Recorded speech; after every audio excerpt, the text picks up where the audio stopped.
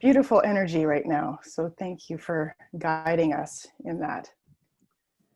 So I know like not all of you have been to every meeting, but several meetings ago, we looked at the four meta goals, becoming more responsible, better choice makers, um, increasing more congruent and increasing self-esteem.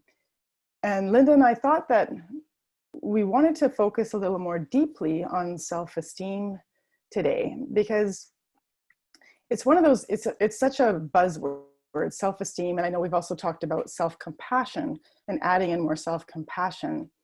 But looking more deeply at self-esteem and fleshing it out a little bit, because I know John Banman, his criticism of the way the Satir model has looked at self-esteem in the past is focusing on feelings. Like if I feel good about myself, then I have good self-esteem. If I feel bad about myself, then I have bad self-esteem. But it's not about feelings. It's so much deeper than that. Really, self-esteem is about how we experience ourselves. How am I experiencing myself in a moment in time, which is so much more than just my feelings. We know we have the whole iceberg of experience. So when we experience ourselves more positively, do you notice that it just seems kind of easier to access our internal resources? If I'm feeling positive, experiencing myself as positive, I feel like my life energy just flows more freely. And then when our self-esteem is low, we have a tendency to forget our resources or be disconnected from them. And sometimes our ability to cope and to engage creatively, it comes from our access to our resources. And that can be more difficult when we're stressed or when we're grieving or dealing with uncertainty. So when we remember our resources, we strengthen our self-esteem. And when our self-esteem is strengthened, we remember and connect with and use our resources more. So we can also look at how self-esteem helps us in creativity and problem solving, human connection, and experiencing joy. Satir said, I can't remember which book this was in or where I read this, but she said that self-esteem is the gateway to congruence. So looking at if self-esteem is the gateway to congruence, I know Linda shared some of her conversations she's had with John Banman about self-esteem. And I really like how kind of fleshing it out into 3 dimensions of self-esteem. One, so we can look at it in terms of worthiness. What do you value about yourself? How am I valuing myself and my experience of worthiness? We are all worthy. And then the second dimension of self-esteem would be competence. How good you are in different areas of your life, how good you are at what you do in your life. And a third area would be affiliation, the quality of relationships that you have and who you bring into your life. So I quite like looking at these 3 different dimensions of self-esteem because it just brings more depth to how we can explore our experience of ourselves. And remember, Satir said we have all the resources that we need for surviving and thriving in this world. And Satir knew that we sometimes need to be reminded about this. And so she developed her idea of the self-esteem maintenance kit or self-esteem toolkit. I know for some of you, this might be new as we don't teach it in level 1 and level 2. And for some of you, it also will be well known and familiar. Some of you I know already have your own props and have your self-esteem maintenance toolkit at the ready. What the toolkit is, it's a set of resources that every one of us owns. We all have these, but often we forget to use them when we're feeling powerless or helpless or lost and confused. And you know how Satir loves metaphors, and she collected metaphors from all kinds of sources, from books, from TV shows, from movies. So do you remember the story of The Wizard of Oz? And how in that story, remember, the wizard gave the scarecrow a brain, the Tin Man a heart. What else was there? There was the lion, gave the lion a badge of courage, and Dorothy the power to go home. And according to Satir, the wizard's great secret was that each of these characters already possessed the tools that they thought they lacked. And the wizard's job was merely to remind them that they already had this. So that's what this self-esteem toolkit is.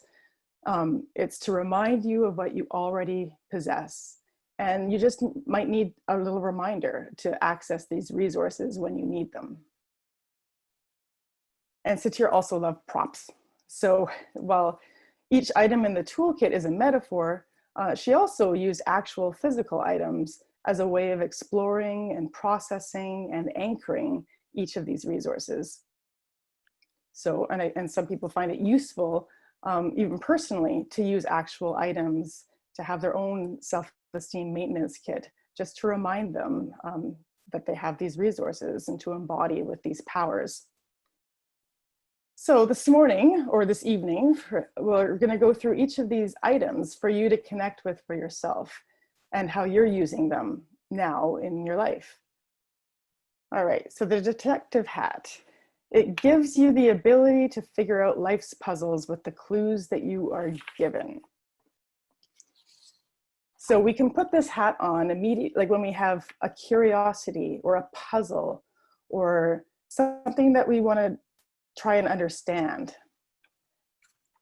This detective hat is in contrast to judging. I think often we're so quick to put on a judging hat instead of a detective hat. So often we'll judge before we explore. But with our detective hat, it allows us to be curious and to explore these puzzles and questions.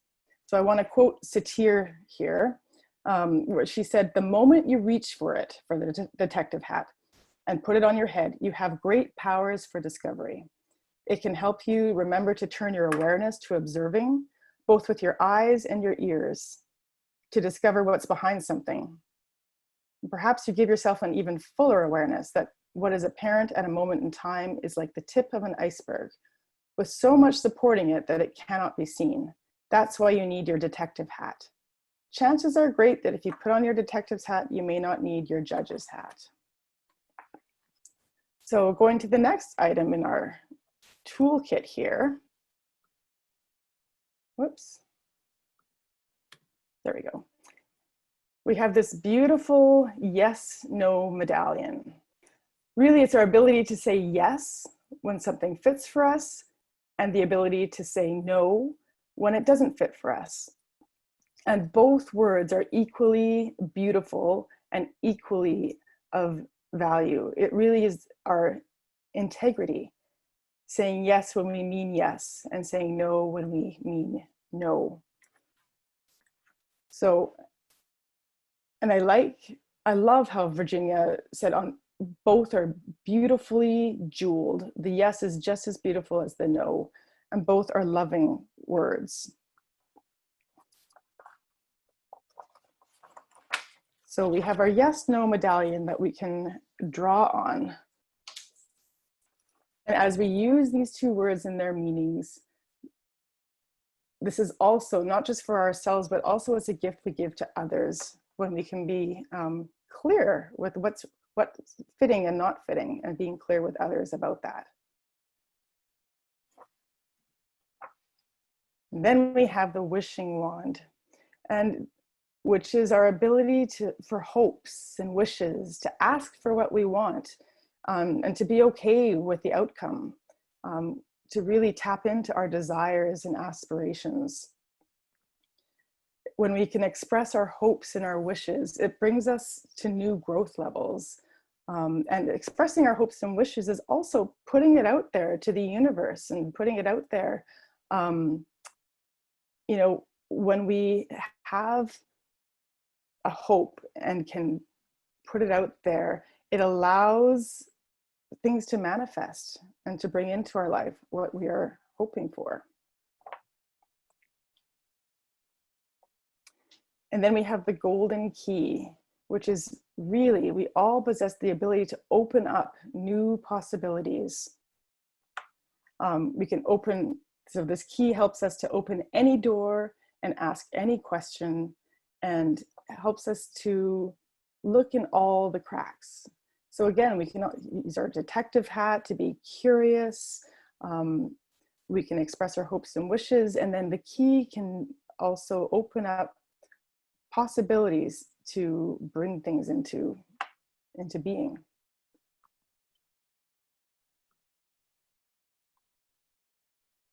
And then there's the courage stick, which is really,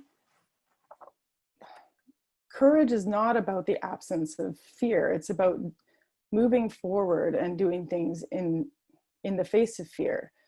And while the golden key opens up new possibilities, we need our courage stick to actually walk through and to move forward.